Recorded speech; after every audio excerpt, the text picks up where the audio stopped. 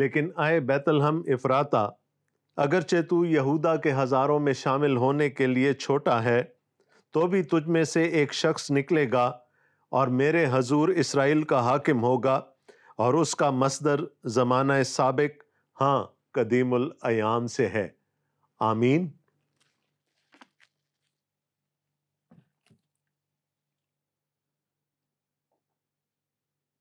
دوستو، آپ سب کو ڈاکٹر آصف جان کے لاؤنج میں اور پروگرام نور حیات میں خوش آمدید۔ السلام علیکم۔ ابھی میں نے پرانے عہد نامہ میں سے میکا نبی کے صحیفہ میں سے اس کی 5ویں باب کی 2 آیت آپ کے سامنے تلاوت کی۔ اس پیش گوئی کا بڑا گہرا تعلق ہے ان واقعات سے جن پر آج کے دن میں ہم بحث کرنے جا رہے ہیں۔ اس کو کہیں اپنے ذہن میں محفوظ رکھیے گا۔ میکا 5 باب اور اس کی 2 آیت۔ دوستو، آپ کو معلوم ہے کہ اس پروگرام میں ہم مقدس لوکا کے انجیلی بیان کا سلسلہ وار تفصیلی مطالعہ کر رہے ہیں۔ پچھلے پروگرام میں ہم نے پہلے باب کا مطالعہ مکمل کر لیا تھا اور آج ہم باب 2 میں داخل ہوں گے۔ پچھلے باب میں ہم نے 2 لڑکوں کی پیدائش کی خوشخبری کے بارے میں جانا تھا، اور پھر ان میں سے ایک لڑکے کی پیدائش کا واقعہ پڑھ بھی لیا تھا۔ وہ 2 لڑکے یوحنا اور یسوع، یعنی خدا کا فضل اور خدا کی نجات تھے۔ دونوں کی تولید سے پہلے ہی ان کے بارے میں خوشخبری ان کے ماں باپ کو دے دی گئی تھی۔ یوحنا کی خوشخبری اس کے باپ زکریا کو دی گئی اور یسوع کی خوشخبری اس کی ماں مریم کو دی گئی۔ دونوں کے نام بھی پہلے سے تجویز کر دیے گئے تھے، یوحنا اور یسوع۔ پچھلے 2 پروگراموں میں ہم نے دیکھا تھا کہ یوحنا کی پیدائش کیسے ہوئی۔ آج جب ہم دوسرے باب میں داخل ہو رہے ہیں تو ہم دیکھیں گے کہ اس دوسرے لڑکے کی پیدائش کیسے ہوتی ہے۔ میری مراد یسوع سے ہے۔ آئیے ہم خداوند کے کلام پر نظر کریں۔ ہم مقدس لوکا کا انجیلی بیان اور اس کا 2 باب اور اس کی پہلی آیت سے پڑھیں گے۔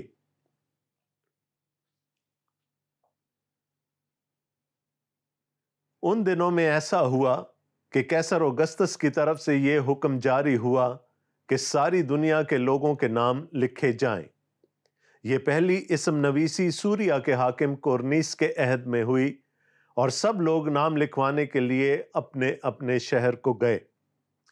پس یوسف بھی گلیل کے شہر ناصرت سے داؤد کے شہر بیت الحم کو گیا، جو یہودیہ میں ہے، اس لیے کہ وہ داؤد کے گھرانے اور اولاد سے تھا، تاکہ اپنی منگیتر مریم کے ساتھ جو حاملہ تھی نام لکھوائے۔ جب وہ وہاں تھے تو ایسا ہوا کہ اس کے وضع حمل کا وقت آ پہنچا۔ دوستو، رومی حکومت ہے، اور جیسا کہ لوکا ہمیں بتاتے ہیں اس زمانے میں اوگسٹس قیصر تھا، سیزر اوگسٹس، اور اس کی جانب سے یہ حکم جاری ہوا کہ سلطنت روم میں ہر شخص کی مردم شماری کی جائے۔ سلطنت روم اس وقت بہت پھیل چکی تھی، اور رومی قیصر 2 وجوہات کی بنیاد پر مردم شماری کروایا کرتے تھے۔ لوکا ہمیں بتاتے ہیں کہ یہ پہلی مردم شماری ہے۔ ان میں سے ایک وجہ یہ تھی کہ رومی حکومت کو اپنی سلطنت کو قائم رکھنے کے لیے ٹیکس اکٹھا کرنا ہوتا تھا، اور وہ چاہتے تھے کہ ان کو یہ معلوم ہو کہ ان کی سلطنت میں کتنے ایسے لوگ ہیں جو ٹیکس دینے کے قابل ہیں۔ اناجیلی بیانات میں ہم جگہ جگہ محصول لینے والوں کا ذکر پڑھتے ہیں، ٹیکس کلیکٹرز۔ یہ وہی لوگ تھے جو رومی حکومت کی بیہاف پر لوگوں سے ٹیکس اکٹھا کیا کرتے تھے۔ اور دوسری وجہ یہ تھی کہ وہ ان لوگوں کا شمار کر لیں، ان جوانوں کا شمار کر لیں جن کو فوج میں بھرتی کیا جا سکتا تھا۔ روم نے اپنی فوجی طاقت کی بنیاد پر فتوحات حاصل کی تھیں اور اپنی سلطنت کو بڑھایا تھا، اور اس کو قائم رکھنے کے لیے اور مزید فروغ دینے کے لیے ان کو فوجی جوانوں کی ضرورت پڑتی تھی، اور مردم شماری میں ان کو پتہ چل جاتا تھا کہ کتنے لوگ اس عمر کے ہیں جن کو فوج میں بھرتی کیا جا سکتا ہے۔ لیکن یہ پابندی یہودیوں پر نہیں لگتی تھی۔ یہودیوں نے پہلے ہی اس بات کا اظہار کر دیا تھا کہ وہ رومی فوج کا حصہ نہیں بنیں گے، اس لیے بنی اسرائیل اور بہت سے یہودی جو سلطنت روم کا حصہ تھے وہ فوج میں بھرتی نہیں کیے جاتے تھے۔ اب قیصر اوگسطس نے حکم دے دیا کہ سلطنت روم میں مردم شماری کروائی جائے۔ روم کو اس بات سے غرض نہیں تھی کہ کہاں لوگوں کو گنا جاتا ہے، ان کو تو صرف یہ غرض تھی کہ ان کا ٹیکس پورا آتا رہے، اور ان کو یہ بھی غرض تھی کہ یہودیوں کو چھوڑ کر ان کو یہ معلوم ہو جائے کہ وہ کتنے جوانوں کو اپنی فوج میں بھرتی کر سکتے ہیں۔ یہ خبر جب یہودی امراء تک پہنچی کہ مردم شماری ہونے والی ہے، تو انہوں نے اس میں ایک اور حکم جاری کروا لیا، اور وہ یہ تھا کہ اسرائیل میں تمام لوگ اپنے آبائی شہروں میں جا کر، اپنے آباء و اجداد کے شہر میں جا کر اپنا اپنا نام لکھوائیں۔ آپ کو پتہ ہے کہ بنی اسرائیل ایک قبائلی کلچر میں رہتے تھے، ان کے لیے نام اور نسب بہت اہمیت رکھتا تھا۔ نبوکت نصر نے جب ہیکل کو جلایا، اس سے پہلے تمام لوگوں کا ڈیٹا، تمام لوگوں کے بارے میں معلومات ہیکل میں رکھی جاتی تھی کہ کون کس گھرانے میں پیدا ہوا اور اس کا شجرہ کیا ہے۔ لیکن جب ہیکل جلائی گئی تو یہ سارا ریکارڈ بھی جل گیا۔ یہودی اس بات پر اصرار کرنے لگے کہ اسرائیل میں لوگ اپنے اپنے آباء و اجداد کے شہر میں جا کر اپنا نام لکھوائیں، یعنی اس مردم شماری کا حصہ بنے۔ اب یہ دیکھیں کہ حکم دیا قیصر اوگسطس نے، اس میں ترمیم کروائی یہودی امراء نے، لیکن یہ سب کس کی مرضی سے ہو رہا ہے؟ یہ سب کس کے منصوبہ کے تحت ہو رہا ہے؟ اور اس کا جواب ہمیں اس پیش گوئی سے ملتا ہے جو میکا نبی نے خداوند یسوع مسیح کی پیدائش سے صدیوں پہلے کر دی تھی۔ آئے بیت لحم افراتا، کہ داؤد کی نسل سے وہ بادشاہ جو ابد تک اس کے تخت پر بیٹھ کر حکومت کرے گا، اور جو اس دنیا سے نہیں ہے، جو قدیم الایام ہے، وہ بیت لحم سے آئے گا، اور بیت لحم ویسے ہی داؤد کا شہر ہے۔ دوستو، ابھی جو آیات ہم نے تلاوت کی ان میں ہم نے دیکھا کہ مریم کے وضع حمل کا وقت قریب تھا۔ اب ایسی حالت میں اگر کوئی مریم اور یوسف کو کہتا کہ تم نے بیت لحم جانا ہے، تو یقیناً وہ اس بات کا بہانہ کر کے نہ جاتے۔ لیکن دوسری طرف مسیح کو بیت لحم کے شہر میں پیدا ہونا تھا، یہ خدا کا منصوبہ تھا۔ تو پھر خدا نے ایک سیکولر بادشاہ کو اس بات کے لیے ابھارا کہ وہ حکم دے، جس کا انکار کیا جانا ناممکن تھا، وہ حکم دے کہ سب لوگ اپنے اپنے شہر میں جا کر اپنا اپنا نام لکھوائیں۔ اور یوں یوسف اور مریم گلیل کے شہر ناصرت سے یہودیہ کے شہر بیت لحم کو گئے۔ آج اگر آپ کو ناصرت سے بیت لحم کا سفر کرنا ہو اور آپ گوگل میپ پر چیک کریں تو یہ فاصلہ تقریباً 96 میل کا ہے، اور اگر آپ کسی بس میں سفر کریں گے تو آپ 2 گھنٹے میں ناصرت سے بیت لحم پہنچ جائیں گے۔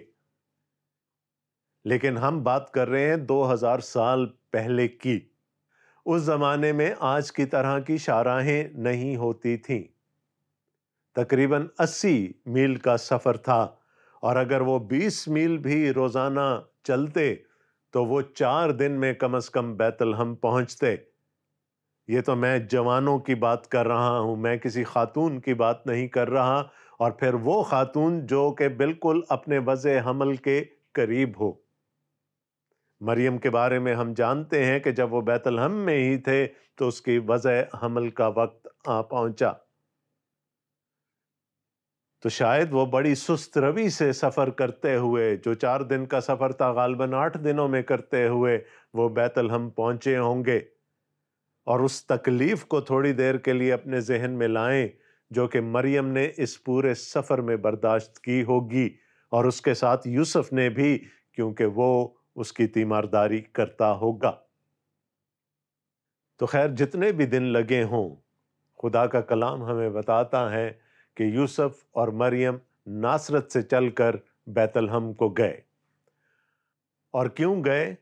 اس لیے کہ وہ داؤد کے شہر بیت لحم میں اپنا نام لکھوا سکیں، کیونکہ مقدس متی اور مقدس لوکا دونوں ہمیں بتاتے ہیں کہ یوسف داؤد کے گھرانے اور اس کی اولاد سے تھا۔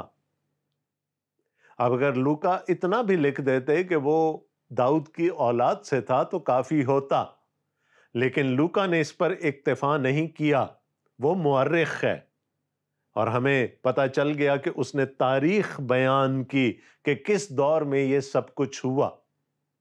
اوگسطس اس زمانے کا قیصر ہے، کورنیس سوریا کا یعنی شام کا حاکم ہے، اور پھر وہ بتاتا ہے کہ یوسف داؤد کے گھرانے اور اس کی اولاد سے تھا، اور یقیناً اس کے ذہن میں وہ خدا کا وعدہ ہوگا جو خدا نے اپنے بندہ داؤد سے کیا تھا کہ سلطنت کبھی تیرے گھرانے سے جدا نہ ہوگی۔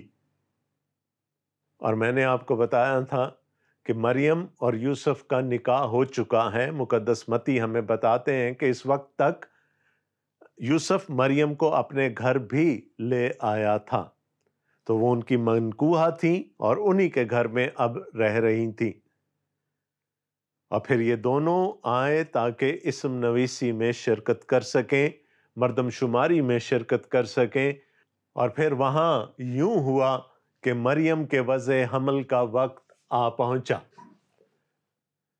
لوکا مزید ہمیں بتاتے ہیں اور اس کا پہلوٹا بیٹا پیدا ہوا اور اس نے اس کو کپڑے میں لپیٹ کر چرنی میں رکھا، کیونکہ ان کے واسطے سرائے میں جگہ نہ تھی۔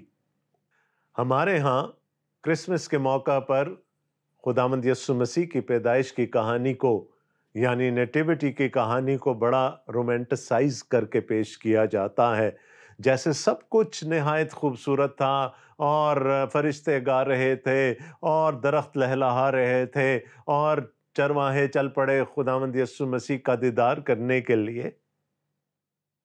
یہ سب کچھ ضرور ہوا، لیکن اتنے رومانٹک طریقے سے نہیں ہوا جتنا ہم بیان کرتے ہیں۔ اور سب سے بڑی بات یہ دیکھیں کہ منجی دو عالم کی پیدائش ہو رہی ہے، خدا کے بیٹے کی پیدائش ہو رہی ہے، اور اس کے بارے میں پورے کلام مقدس میں ہمیں صرف 7 آیات ملتی ہیں، اور وہ بھی جو لوکا نے ہمیں دے دی۔ خداوند یسوع مسیح کی پیدائش اتنی خداوند یسوع مسیح کی پیدائش کا واقعہ اتنے مختصر طریقے سے بیان کیا گیا، اور جیسا کہ لکھا ہے، اور اس کا پہلوٹا بیٹا پیدا ہوا اور اس نے اس کو کپڑے میں لپیٹ کر چرنی میں رکھا، کیونکہ ان کے واسطے سرائے میں جگہ نہ تھی۔ ہم اکثر یہ سوچتے ہیں کہ خداوند یسوع مسیح کی پیدائش استبل میں ہوئی، جہاں پر جانور باندھے جاتے تھے۔ میں تھوڑا سا اس بات کو آپ کے سامنے واضح کر دوں۔ یہ اس زمانے کی بات ہو رہی ہے جب لوگ کارواں کی شکل میں سفر کیا کرتے تھے۔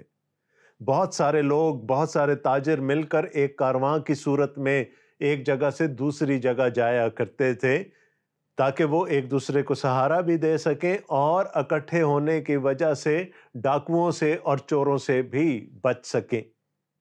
اور ان کاروانوں کے لیے مختلف شہروں میں کاروان سرائے بنائی جاتی تھیں، تاکہ جب یہ کارواں کسی ایک شہر میں پڑاؤ کرے تو ان کے رہنے کے لیے اور ان کے جانوروں کے رہنے کے لیے جگہ ہو۔ میں نے اس قسم کی سرائے پشاور کے شہر میں دیکھی ہیں، ہوتا کیا ہے کہ ایک بہت بڑا احاطہ ہوتا ہے، اس احاطے کی دیوار کے ساتھ ساتھ کمرے ڈال دیے جاتے تھے اور بیچ میں ایک بہت بڑا دالان یا صحن چھوڑ دیا جاتا تھا تاکہ لوگ وہاں پر اپنے جانوروں کو باندھ سکیں۔ یہاں پر کوئی چھت نہیں ہوتی تھی، یہ کھلے آسمان کے نیچے ہوتا تھا، جانوروں کو باہر باندھا جاتا تھا اور جو لوگ کاروانوں میں سفر کرتے تھے وہ کمروں میں رہا کرتے تھے۔ اس کو کارواں سرائے یا عام زبان میں سرائے کہا جاتا تھا۔ اور دوسرے، اگر آپ بیت لحم کے جغرافیے سے واقف ہیں تو آپ کو معلوم ہوگا کہ شہر کے ارد گرد بہت سی غاریں ہیں۔ وہ لوگ جن کو کارواں سرائے میں جگہ نہیں ملتی تھی وہ پھر جا کر ان غاروں میں ٹھکانہ کیا کرتے تھے۔ اب اسم نویسی ہو رہی ہے، مردم شماری ہو رہی ہے، داؤد کی ساری اولاد نے بیت لحم آنا ہے اپنا نام لکھوانے کے لیے، اور وہ مختلف شہروں سے کارواں کی صورت میں آئے ہوں گے۔ لکھا ہے مریم اور یوسف کو سرائے میں جگہ نہ ملی۔ وہ جو اس کائنات کا خالق ہے، جب وہ مجسم ہو کر اس دنیا میں آنے لگا تو سوچیں کہ اس کے لیے سرائے میں جگہ نہ تھی۔ تو اب دو پاسبلٹیز رہ گئی ہیں، یا تو یسوع مسیح کی پیدائش کھلے آسمان کے نیچے وہاں ہوئی جہاں پر وہ لوگ جو کمروں میں رہ رہے تھے انہوں نے اپنے جانور باندھے ہوئے تھے، یا پھر خداوند یسوع مسیح کی پیدائش شہر سے باہر کسی غار میں ہوئی۔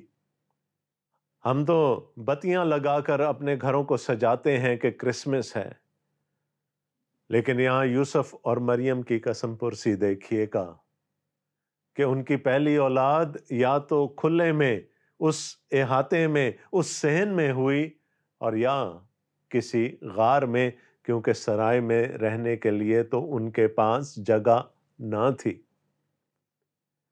لکھا ہے انہوں نے اپنے بچے کو کپڑے میں لپیٹا۔